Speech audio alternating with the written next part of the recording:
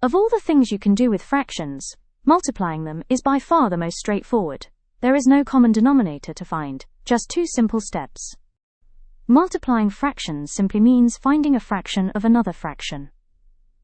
Half of a half. 2/3 of 3/4. Whatever it might be, the method is always the same 2 steps. Step 1. Multiply the top numbers together to get your new top number. Step 2. Multiply the bottom numbers together to get your new bottom number. Then check if the answer can be simplified. That is genuinely all there is to it. 2/3 multiplied by 3/4. Multiply the tops.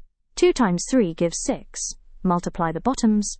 3 times 4 gives 12. 6/12 simplifies down to 1/2. Done. Something that catches people out.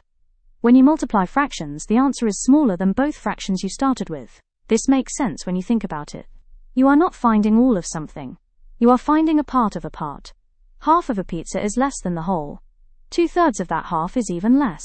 You use this whenever you need a fraction of a quantity, scaling a recipe to make a smaller batch, working out what fraction of your income goes on a specific bill, calculating part of a distance or measurement. The most common mistake is trying to find a common denominator before multiplying. You do not need one. That is only for adding and subtracting. With multiplication, you go straight across, tops together, bottoms together, then simplify. To recap, multiply the top numbers together, multiply the bottom numbers together, then simplify if you can. No common denominator needed. The result will always be smaller than what you started with. Next up, dividing fractions explained. Thank you for watching. Subscribe for more everyday maths explained simply.